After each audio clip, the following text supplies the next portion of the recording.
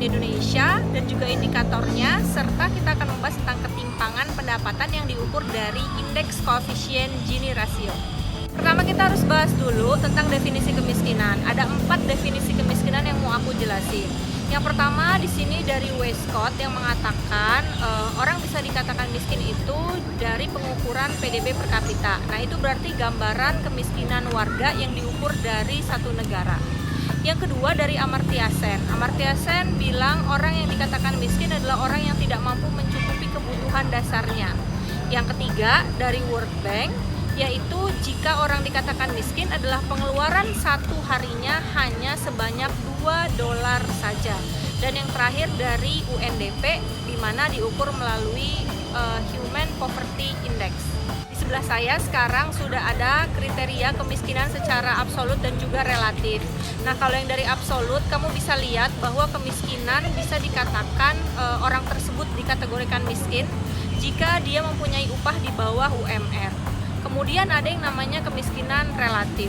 Kalau kemiskinan relatif itu tidak ada standar pengukurannya.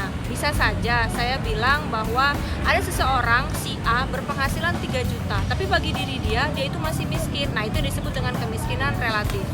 Sekarang di sebelah saya ada beberapa permasalahan-permasalahan pembangunan yang memang juga relate terhadap permasalahan kemiskinan. Seperti yang pertama ada yang namanya pengangguran ya. Nah di situ teman-teman bisa lihat pengangguran kota dan juga yang ada di desa. Lalu yang kedua ada ketimpangan distribusi pendapatan untuk masyarakat kota dan desa, dan terakhir adanya ketimpangan pembangunan secara regional. Permasalahan ketimpangan pembangunan yang ada di kota maupun yang ada di desa ini akan selalu terjadi. Seperti halnya saya kasih gambaran, seperti yang di kota selalu mendapatkan infrastruktur yang jauh lebih baik, dan sementara masyarakat yang di desa bisa kita katakan kurang baik. Seperti halnya infrastruktur untuk ke sekolah atau mungkin WC umum dan lain-lain ya. Sementara yang di kota pembangunan mal terus meningkat, lalu jalan tol terus ada. Nah itu disebut dengan permasalahan ketimpangan pembangunan. Sekarang di sebelah saya ada beberapa faktor yang diduga dapat mempengaruhi faktor kesenjangan atau ketimpangan dari pendapatan wilayah maupun distribusi pendapatan. Yang pertama adalah kebijakan sektoral, yang kedua ada kebijakan tenaga kerja, yang ketiga ada pertumbuhan penduduk, dan yang terakhir adalah konektivitas. Artinya permasalahan dari kesenjangan pembangunan maupun kesenjangan dari distribusi pendapatan ini juga harus bisa dimengerti oleh pemerintah daerah setempat, khususnya desa dan juga kota. Jangan sampai kita hanya membangun satu wilayah saja, tapi ternyata ada beberapa desa yang juga masih tertinggal.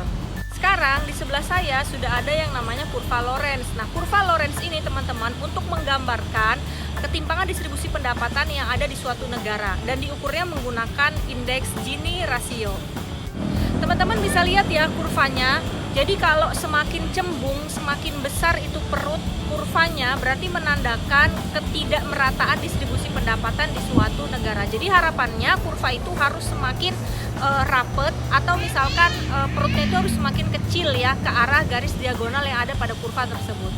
Dan berikut ini adalah rumus untuk menghitung indeks Gini rasio. Biasanya yang bertugas menghitung indeks Gini rasio ini kalau di negara kita ada pusat statistik. Nanti kalian bisa juga akses di situ di www.bps.go.id, ada data-data dari indeks Gini rasio. Semakin mendekati 1 berarti menandakan ketimpangannya semakin tinggi.